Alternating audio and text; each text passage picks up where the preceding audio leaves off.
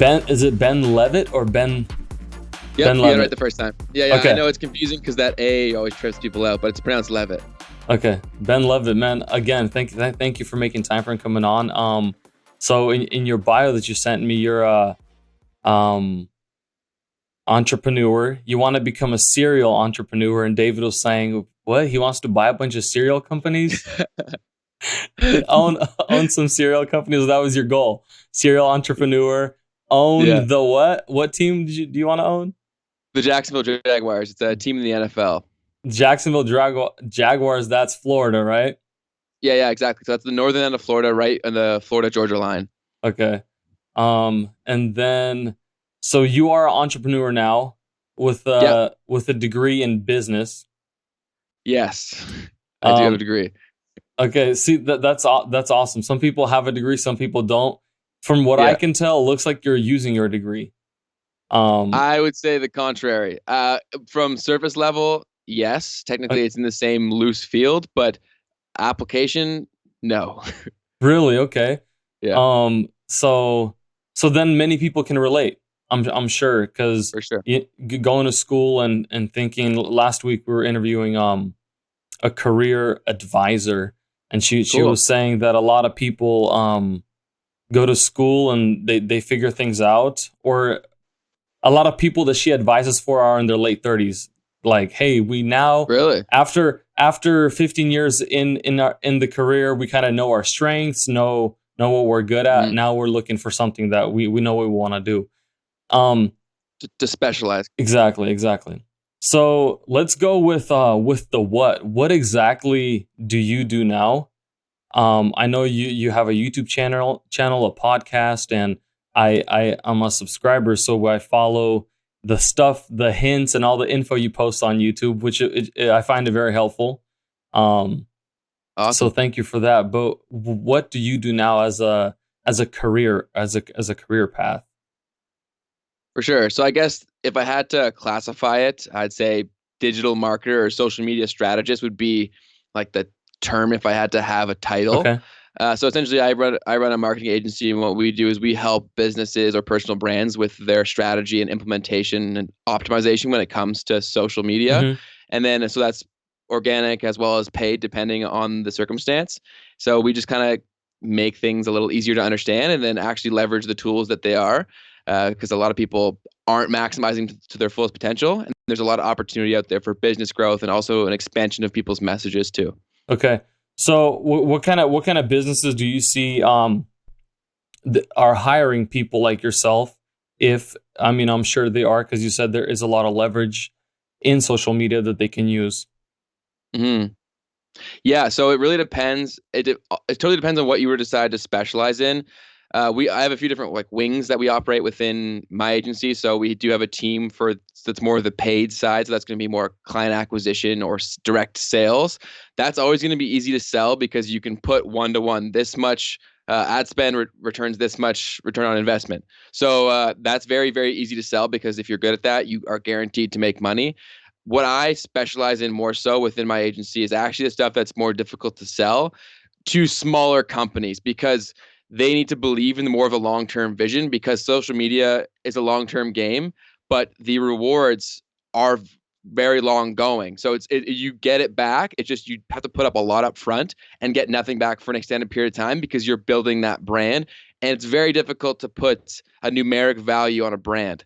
So you really need to sell to the right people, but those who believe in it and you show that what you can do, they're out there for sure. It's just a little bit more of a hard sell because it's not anybody is a potential customer.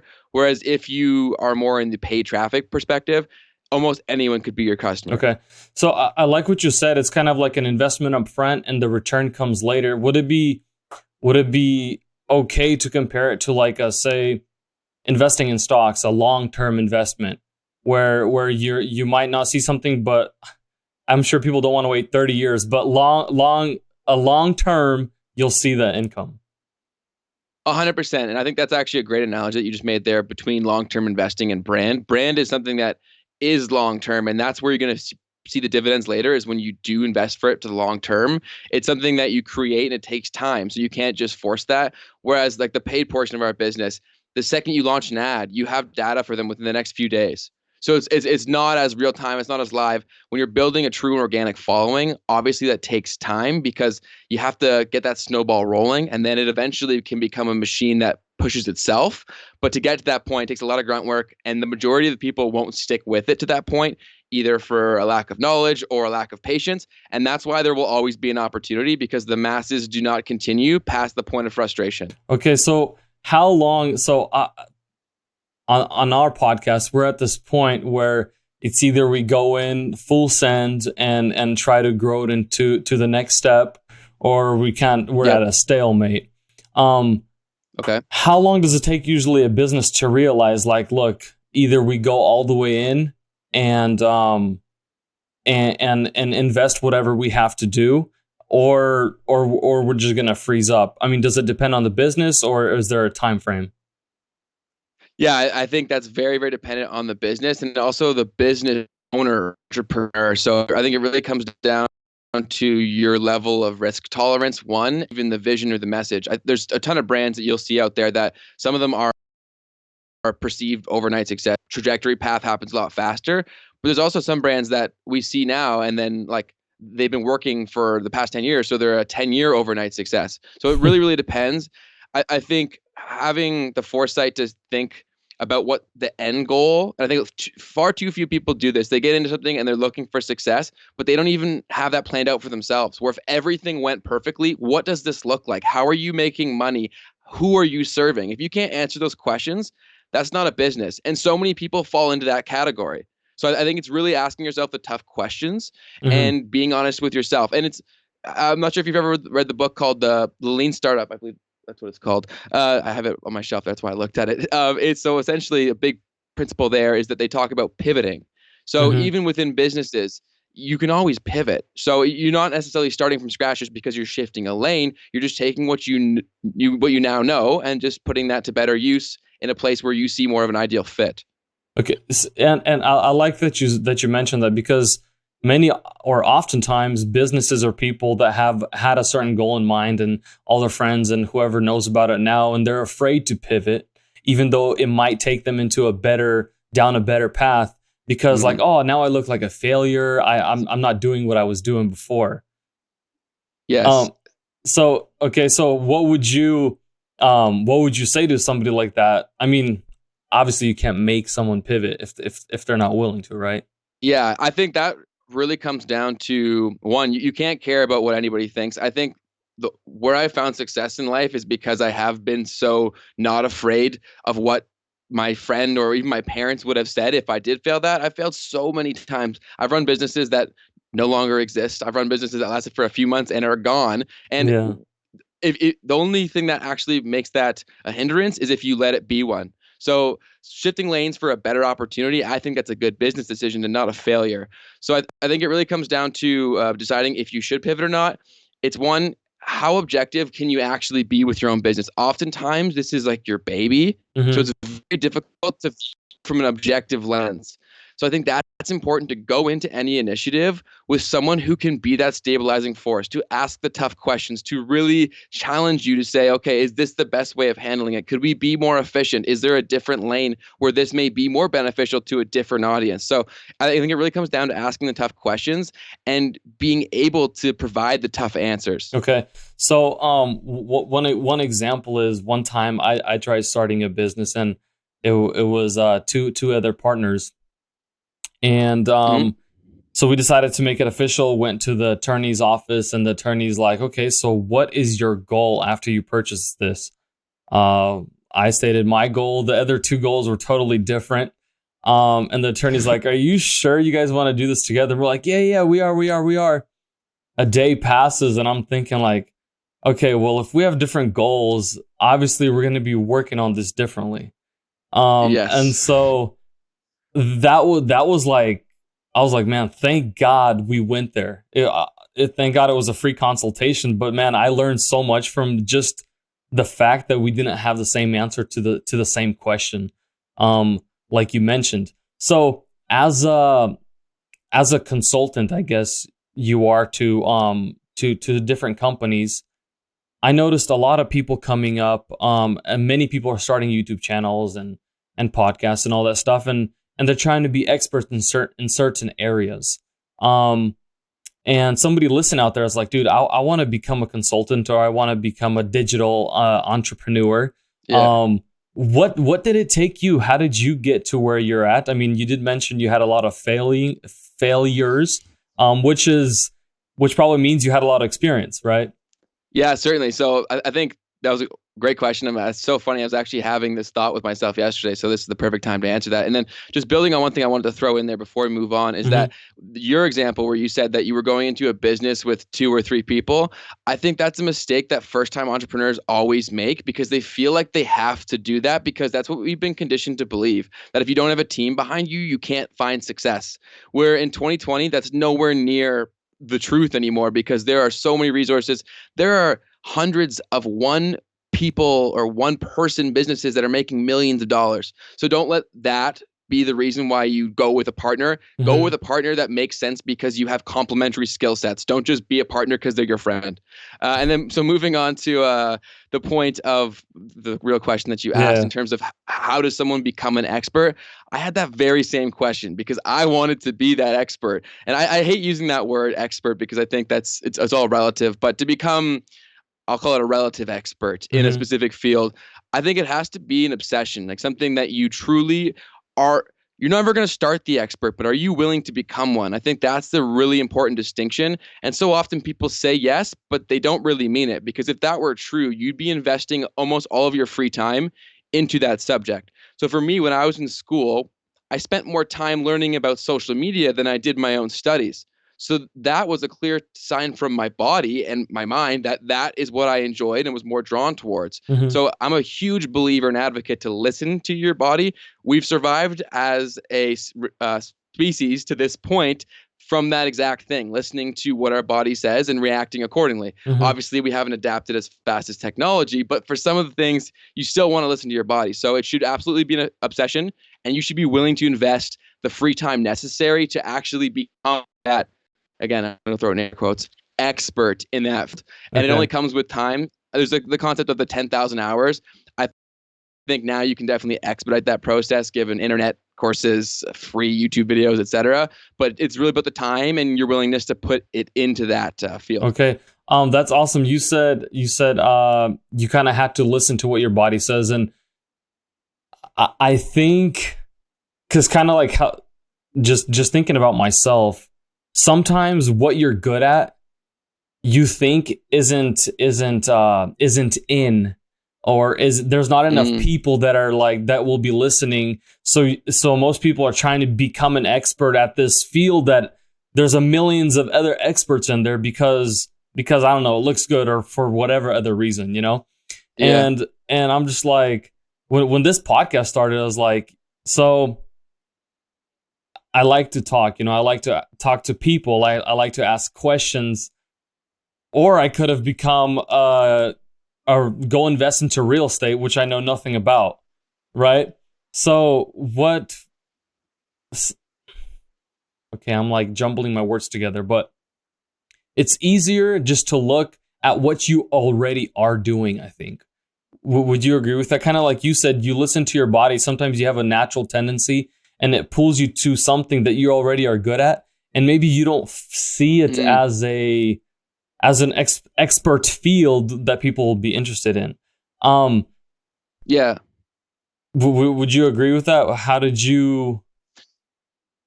Yeah, so I think there's two important things there. I think one thing that I should have said when I answered that question was that during that time, and even from a young Mm-hmm. age, I tried everything. Anything that piqued my interest whatsoever, I tried it and I tried it and I tried it until it became glaringly obvious that I was bad at that or it was not for me. And then I moved on to the next thing. So that's what I meant by listening to your body. Okay. You actually have to give it a proper and appropriate sample size to find that.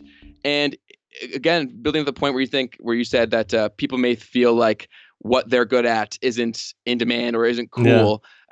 There's a saying that the riches are in the niches or Mm-hmm. niches, and there is definitely some truth to that, even to a greater degree in 2020 because of the internet and your availability to reach a very small audience.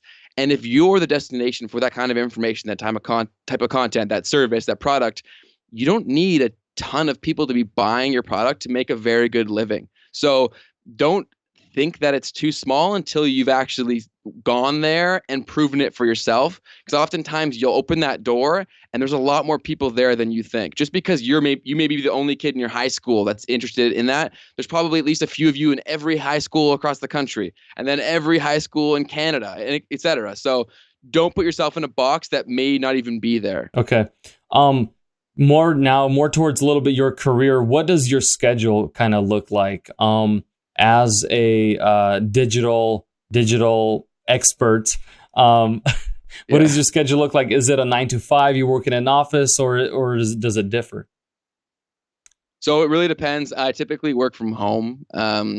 So it's whatever I really want. Basically, I do get up fairly early just because I like to get a start on the day at that point. But it really depends on what's going on at that point. So I typically like to batch content and batch work whenever I can. So say if it's a filming day, I'll film like 4 or 5 videos to give me content for the next 2 or 3 weeks, just so that way I'm not scrambling when the time comes to actually upload a video. And there's so many reasons that go into that. And then if it's more project-based work with, say, a client, then that really depends on whatever is needed for that specific activity. Luckily, I do have some people on my team that I can pass work off to, and I'm just more of the gatekeeper that keeps the level of communication up and provides strategic perspectives here and there. So that's been a huge help to surround yourself with some good people. But it really varies greatly. I would say I work the majority of my waking hours, but that's because it doesn't feel like work. Okay. So like this is stuff that it's actually crazy to me that I make money, because like I would be doing this stuff. I feel like I'm just doing it for fun. This is what I do. You know what I mean? So I think I'm very lucky in that way that I get to do that, and I do get to make money.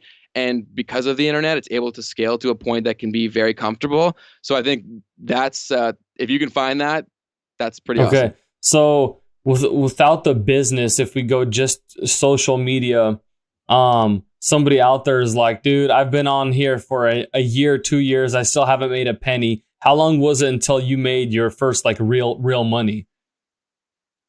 Yeah. So again, that's going to come down to a ton of variables there. And I get asked so many questions that are so general questions, but there's no such thing as a general answer to these questions. It's hyper specific to the specific person and situation. So for me, I started making money fairly quickly, but that's because I went down and I saw a niche. I started off on YouTube in a completely different niche than I am today. And through doing that, that's how I became the expert that I am now, because I figured out how to do that the most effectively. So I actually started making YouTube videos about my torn ACL like 3 or 4 years ago. Wow. Because when I had torn it playing football, I went and looked on YouTube videos, and they were all so bad. So I was like, this is a glaring opportunity. I've wanted to be a YouTuber for so long. I've talked about it in high school, like, oh, if my football career doesn't pan out, I'm going to be a YouTuber. And everyone's like, okay, Ben, yeah, okay.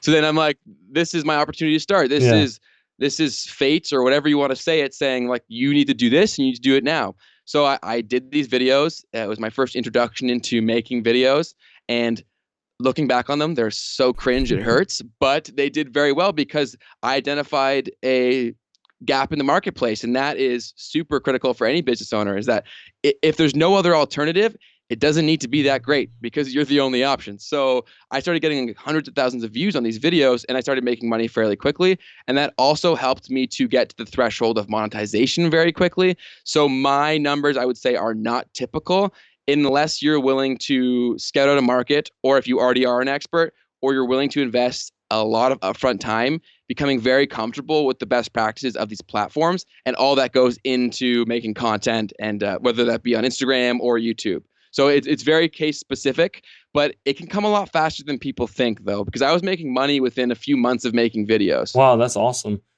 Did you use sponsors? Was it just like from views? Yeah, so that was straight AdSense. So that was strictly from views. Awesome. Unfortunately, as time goes on, and especially right now with all that's going on in the world, there's less money to go around in AdSense, so that money does diminish. Like per view goes down. It was like 3 or 4 years ago, it was fairly high. So I was making was big money for me back then. It was like a few $100 a month, and I was like fired up by it. But I then got into the world of affiliate marketing, and I could have made so much much more money on all those hundreds of thousands of views. I was just unaware to it. So I think once you start making your first dollar online or first dollar in business, you almost like wake up and you just become aware that there is money to be made. And then you start looking for all these avenues and you find them. And then you pursue that and you become comfortable in that. And then you move to the next one and you just continue to expand. It's definitely a compounding thing that once you get one right, it starts to become a lot easier to do the next one. Okay, that's awesome. And you answered this question a little bit already, but why did you decide to kind of choose this to be your career, if you will? You said you were playing football and you kind of wanted to pursue that. I mean, guys that don't make it to an NFL team per se, end up doing like athletic science, coaching, different type of stuff. Why did you go straight to social media? Yeah. So if you had to talk to me from the age of like 10 to right before I stopped playing football, I was going to be a football player. You couldn't have told me otherwise. I was going to figure out a way, scratch, claw my way into whatever league would let me in. Yeah. So then when injuries set in, that was definitely a harsh reality. I think anybody who is a very serious athlete or anything that's very competitive and they invest so much time into, so much of their identity is attached to that. And I think social media and expressing myself through like the creativity of actually making things was the first time that I got that similar emotional stimulus that I had recently had from football. So I felt like lost for a while, and then I started doing this type of stuff, and I started to feel like I did when I'd have a great play on the football field. So again, I went back to listening to my body and saying like, okay, this actually makes me feel a certain way. I would love to have this feeling as often as possible. So I'd say it's a combination of that. And then the second aspect of it was these things that for the majority of people were very confusing, to me seemed incredibly simple. So I think that is also a big thing, is when things seem so easy to you but not to the masses. That is a great opportunity for you. Okay, that's almost like an eye opener, right? Like you said, when it's simple to you but not to the masses, you have something that other people don't have, which is cool. Not everybody could always catch that feeling or catch that window in their lifetime. Well, they can. You can if you're doing enough things. Like literally, just like you could talk to my mom when I was like 6, 7 years old. I was just constantly doing things because I wanted to find that. I think the people who don't find that, they're not looking. Their eyes aren't open. They're going through the motions. So it can be something as simple as, have you ever thought about being an actor? Take one acting class a week. See where that takes you. If it becomes boring, okay, you don't like that, try pottery. Maybe you're going to be the best pottery person and you could build a huge Instagram or a store from that. So I think it really comes down to, you may find it at 60. That may be when you find it, but it is out there and it is attainable. You just need to do. So that's perfect. That leads me to my next question is the how can I part. And it's 2020, and we've had some comments on our stuff where it's like, hey, Ruslan, I love your content, but your videos are a little bit too long. I wish you could make everything and like make a highlight video, put everything into 10 minutes, which definitely makes sense because not everybody has an hour, 2 hours to listen to a video. But at the same time, what crossed my mind was like, all these online classes that are offering now, and if you really want to learn about, say you want to learn how Ben Leavitt gained all his followers or whatever, I'm sure it's not going to be a 5-minute video, or because a lot of work goes into that, and I feel like there's almost like one of the issues of 2020 is people's attention span. Like they're expecting everything to come so quick. And just living a little bit of life from my experience, things don't come easy. No. And you are preaching to the choir, because I get inundated with DMs, and I would say an overwhelming majority are people in that exact same scenario. They'll be telling me all their problems and how their social media isn't growing, their Instagram, their YouTube, and I'll go look at their page and they've posted 5 times. And I'm like, how in the world do you think that's an appropriate sample size that you deserve success? And then the other thing that I see so oftentimes is that people get stuck in their ways and they have tunnel vision. They're like, okay, if I just keep doing this, I'm going to find success. Sometimes you have to peek away and see maybe you're in the complete wrong lane. so often that happens too, where people will be like, oh, I post great content. Okay, for who? Mm. Who for you? Do you think it's great content? Because if you do and other people don't, that's a problem. Then you're gonna get one follower, and that's gonna be you. So oftentimes they'll be like, "Oh, this person has a follower. This person has so many followers," and they'll send me someone famous. I'm like, "Yeah, they can post selfies and grow because they're famous. If you don't have that fame pushing you up, you need to fill the marketplace with some sort of value, whatever that is with you. That could be comedy, that could be enlightenment, that could be positivity, that could be education, but it is an exchange. And with so many distractions out there, if you're not viewing it like that as a value exchange, you're not going to find success. And it does take patience too. You said someone popular. I just remembered the I think it's Some Good News. What's the guy's name? Oh my goodness, dude. The guy from The Office. Oh yes. It's Jim, but I can't remember his real name. Jim Krasinski. No, something Krasinski. Is it? It's gonna John Krasinski. Maybe it is John Krasinski. Here, David, can you Google that? I think it's John. Please. Okay, so that's like a prime example of somebody already famous. I mean, I think he has 3 episodes out. Each episode has over 3 million views. You know, and yeah, so man. A regular, say, Ruslan, you cannot compare. What's his name? It's John Krasinski. Yeah, so like his character in The Office. Okay, in The Office is Jim Halpert. In Some Good News is John Krasinski. So that was a beautiful example because the first episode I watched and he had like 100-something thousand views. I'm like, dude, I wonder how many views he'll get in a week, you know? And it just blew my mind. But that's not reality for everybody, not in the 1%. Because he's using everything. I mean, that's a perfect 10 years later overnight success where he's been acting and doing all these things for 10 years, for example. And all of a sudden that, you know, he's operating from a point of leverage. So often I get that and they're saying, oh, like, well, this works for them. Why doesn't it work for me? It's like, well, because you're not Jim Halpert. Like you weren't in The Office. So you don't have that. And I was in the exact same position. Like I was that kid who was like, well, how do I figure out a way? Like I was from a relatively small town in Canada. And I'm like, I looked at these guys, all these entrepreneurs who had these big personal brands and they were working with companies and brands that I looked up to. I was always very, very interested in branding.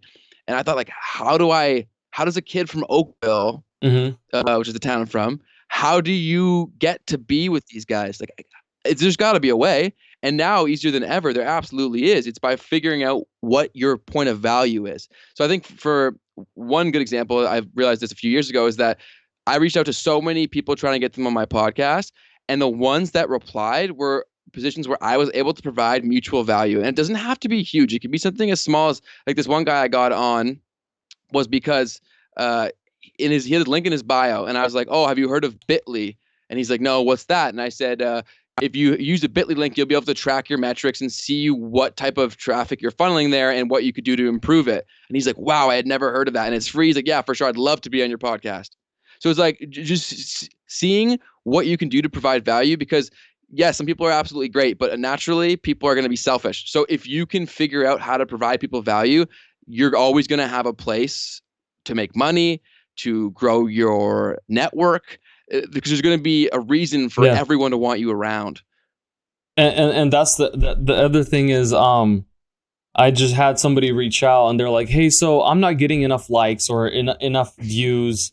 And the guy literally started a month ago, and I'm far from an expert about this stuff, but I'm just like, look, you could either do like dumb content that might give you more views but won't last, or you could focus on quality, like provide value to people, and that's been our MO here. You know, it's like, yeah, maybe we're not going to explode overnight or whatever, but the things we do provide, I hope people find it valuable. Yes, and exactly, that's 100% super important if you're going to start something today. Because people out there, I mean, I remember I was 13, 14. That's when prank videos were popular, 10, 15 years ago. Everybody's watching prank videos. I almost feel like the world is a little smarter now. Everybody's looking looking to develop themselves somehow, especially with all this digital education available. Um, my next question would be, you mentioned branding. What are some important aspects of branding for, I mean, for a business, for somebody looking to get onto the digital world? What have you noticed? Yeah, so I think brand is paramount. Brand will be here forever. So I think understanding the type of power and influence that it has, you should come into it with an understanding that it's going to take time to establish that kind of power, right? And I think too many people go into it with, again, not enough patience. It's a recurring theme here. I think that's pretty widespread across everywhere. But I think a few things you have to think about is much like people, brands evoke emotion. Like they a brand to someone, they're going to be influenced in one way or another based on that brand and based on the experience that they have and what they've associated with that brand. So understanding how powerful that is, that should shift the perspective. And oftentimes when I speak with clients and whatnot, and I speak in that light, like, oh, I never really thought about it like that before. But it is so true. And your brand becomes the most powerful word of mouth marketing tool. And it is crazy how fast that stuff can spread because it spreads like a virus. Like no pun intended, and like just the timing of everything is Yeah. truly spreads that quickly and that rapidly because when people have a great experience, they want to talk about it. But so too with the bad. So that's why there's such an importance to build a solid brand that attracts the right type of person. And one thing I will say with that is understanding your brand's vision is also very, very critical. I think a lot of people fall into the mistake of trying to appease to everyone, and if you do that, you will please no one. You are better off sticking in a lane and that being you and not wavering any way, shape, or form. Because if you do waver, you're then going to alienate the super passionate people that were spreading your brand like wildfire Mm. to other people that were like minded. So it's one of those things where when you try to reach everyone, you'll reach no one. So I think consistency is hypercritical, and a clear aligned focus is also very, very important for a strong brand. Okay, so you did mention, if you have a brand, don't drop the followers that you do have. Earlier we talked about pivoting, right? So where's that balance between you pivoting but also realizing, hey, I actually have a following here. It Yeah. might be better to start another or something else instead of just dropping this off. Yeah, that's a great question. And I run into people with that all the time. And I think people have the fear. So naturally, as humans, we fear loss greater than the potential of gain. So naturally, that's our human instinct kicking in that we're like, oh, I have these hundred or thousands followers and they desperately want to hold on to them because they know how hard they work to get that. Whereas if you're pivoting, you may be better off starting something completely brand new because these platforms are constructed to bring the right people towards you. So I think it really comes down to, and the only thing you have to answer this question is, are they aligned? If they're completely different, 9 times out of 10, I would say start over. Because how these work is that if you currently have that sample size of, let's say, 300 people, and you're shifting from, you're talking about hockey content, let's just say it's a sport in Canada, people love hockey. Mm-hmm. And then the next week, you're like, oh, you know what? I'm going to switch it to a baseball page. Like, yeah, maybe some of them are going to be interested, but the majority are not. And that's actually going to hinder your growth because of the communication that goes on in real time from the platform and the users that come across your content. So it's actually going to make you more difficult for you to grow, even though you had those followers that you didn't want to let go. So it very much depends on the situation and how dramatic of a pivot it is. Okay. Um, Next question is, how do you, or how does someone recognize certain patterns on social media, different platforms? The way likes work, the way follows work. I know I mean, obviously it probably takes a lot of time and reading and following certain people and certain companies and all that sorts of stuff. But where can somebody find that other than, I don't want to say other than, but definitely Ben Leavitt YouTube page? Yeah, for sure. No, 100%. That's a great place to start. Thanks for the plug. Yeah. And also on Instagram, I'm going to be bringing a lot more of that type of content. I was just getting a lot of ducks in a row there. So I want to start bringing more of that branding and social media stuff and education and more of like bite-sized content, more tailored to Instagram Hmm. there as well. But I think if you're just starting from scratch, I think a great place to start is YouTube. YouTube and Google are going to be your biggest friend because it'll bring you to blogs. It'll bring you to videos that will literally walk you through things. So many of these videos that you could approach someone and charge a very high price point, and you'd find people that would pay for it, and people are posting them, like myself, completely for free. So go leverage that, educate yourself, consume with this if that's what you're trying to become better with. And another thing is there's no better teacher than experience. So I think starting pages, starting a YouTube channel is the best thing that you can do. And I think it is a shame that in the education system, I went through a marketing degree and they didn't do any of that stuff. Like, it is crazy to me that they didn't force us to start a blog or start a YouTube channel or run a social media marketing campaign, whether it be on Google AdWords, Facebook. The fact that we didn't do that is, in my opinion, criminal. And I think that speaks to the disconnect to where we are as from an economic perspective versus how far back our education system is lagging behind. So I kind of went off on that, but it really, I would just say I'll get all consumed with it and just seek out the free things first. Yeah. And then once you reach that point of proof of a concept, so you do love this, then invest in it when you have the money and you've proven to yourself this is something you're willing to invest money into. And that's the point that I got. I started investing in courses that cost money, mentorship, stuff like that. I love that you mentioned mentorship, courses, and then to jump a little back, you said that it's almost criminal that your business class didn't make you guys start something online, which is beautiful because one of our goals is to prevent people from unnecessary loans in college. So if you're trying to become a social media superstar, don't take a business degree. Or maybe something with reviews that, hey, this is an updated business degree that'll actually teach you things that you need to know for today. Do you know of any or what courses did you take or things that you've learned? Is there anything available like that for people?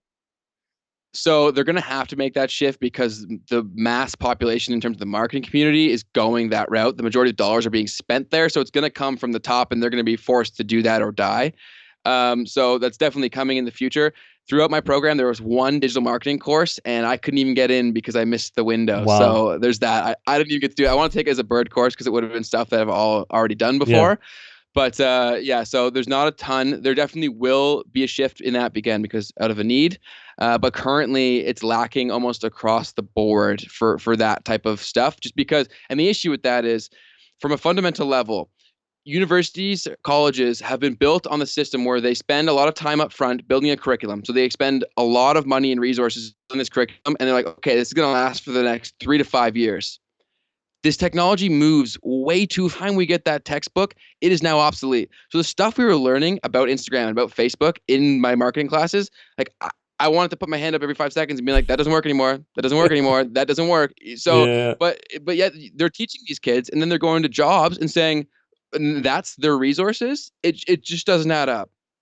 Hey, maybe you should add a social media professor to your career goal and teach at Toronto. That's actually a very funny point that you said that because I was on the local, one of the news stations here in Canada speaking about digital marketing and YouTube and whatnot. Yeah. And then they didn't tell me that they were going to do this, but after the interview, a recorded call came on and it was from a professor who actually had that exact title, social media expert at the University of Waterloo. Uh-huh. And she basically contradicted everything I said, saying that it was totally wrong. And I was like, why didn't you let me argue with this lady? I would have gone back and forth with her, but they didn't give me the chance. So, because she said oh, it's not possible, all this stuff. And I was like, that's again right there is the problem with school. How in the world is she a social media expert when she hasn't done social media? Okay. Riddle me that. That doesn't make any sense. Now you're preaching, dude. It's like the fact that I actually left the radio station. Like I was super excited that I was in the news, but then I was like, what just happened here? Like I just got told what was up from someone who has no clue what they're talking about when I do this every single day. Yeah, so that's definitely a major thing that goes on. That's crazy. Okay. And to wrap this up, what are a couple things that you'd like to say, maybe to encourage or maybe to discourage people that are looking to start a YouTube channel or a podcast, or start a blog? Because I know some people are like, okay, where can I make the most money? YouTube, blog, or podcast? I'm gonna go go that way. If that is the first question that you ask, do not start it. Because if you're going into it with looking for a paycheck, you won't have the grit, you won't have the passion necessary for that money and paycheck to find you. I say this so often that the paycheck finds its way to passion, not the other way around. So you need to be passionate about the subject, and then ask for if you should start or if you shouldn't. There's no risk. Like, it doesn't cost you money. You can do it from your phone right now. There's a concept, again, from the Lean Startup book, which I referenced earlier, called the MVP, minimum viable product. And everybody's minimum viable product is in my hand right here, iPhone or an Android. You can literally do all of the steps necessary to start. And then again, once you reach that threshold of, this is something I'm going to do, this is something I want to take seriously, then you make minor investments over time. I'd say that's a big mistake that I did, was maybe jumping in too quickly and then it having like not a positive return on my investment. So I think you're better off going the other way around and being really cheap getting into it and slowly building as it becomes a necessity. Okay, and I would say maybe don't quit a job that you have because you decided you want to be a social media expert. No, so I'll clarify. I did this all while in school, and after I graduated, I did have a job for about like 8 or 9 months to pay off my student loans and whatnot, and then at the same time, I was building my business and my YouTube channel to the point where that made more money than my job. And then once it reached that point, like, I no longer worked there. So it really comes down to, definitely, like, don't put forced risk and like potential loss out there when you could do both. So I think it really comes down to proper time management and a plan. I think is pretty crucial. Okay, so what I can say is a goal first. What your goal is with whatever you're doing, like you said, time management, a plan. What would you say? Just to end this, to someone looking to start, you probably shouldn't be looking for sponsors right away, right? That shouldn't be the main focus. The main focus might be your content. What are you looking to provide? And like you mentioned earlier, I think the niche. Yeah, I think it's figuring out yourself. So it's going to take some exploration. Like, I keep all my old videos on my channel as testament to that like, it does come through exploration, and like, I'm practicing what I'm preaching here. Some of my videos are vlogs and they're absurdly cringe, and then there's the stuff about my knee, and then I originally started in the fitness niche. So like, you can pivot, and it absolutely is possible. So I think it all just comes with starting and then figuring out that value point. Like, I say that so often on my videos, and I've said it so many times in this conversation, is that because it's so crucial. And I think it's going to take a light bulb moment, and it's very difficult to put your finger on when they happen, but they happen through grit and just doing stuff constantly. Because I kept hearing people that are way bigger than me say, like, oh, it's all about value, it's all about value. And I'm like, well, what does that even mean? So like, it gets thrown around so often, I think that you go numb to it. But over time, doing things and figuring out what didn't work versus what worked. And then the light bulb moment, which I mentioned in my most recent video, was anybody who invests time into watching your content, they're giving up everything else that they could possibly be doing with that time. The concept of opportunity cost, that's directly related to value. So if you're not giving them something that's an adequate return to a specific type of person, you can't grow. So figuring out what your adequate return is the best place to start, and that only comes through exploration and starting. Dude, that we had one video where we have over 1,000 views, and there's like over 10,000 minutes watched. And honestly, I was like so humbled. I was like, dude, I took 10,000 minutes of somebody's life. That's amazing, man.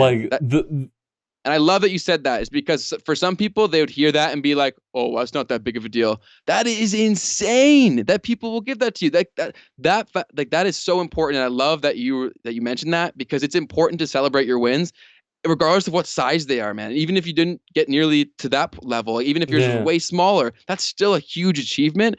And if you approach it with optimism, the next one's going to find you, and then it'll be bigger. It's a snowball effect. That's awesome to hear that video was so successful. Yeah, it was exciting, dude. I almost felt like a little kid again. It was awesome. Anyway, so yes, to wrap this up on a positive note, man, I want to thank you again. Thanks, Ben, for coming on, making some time.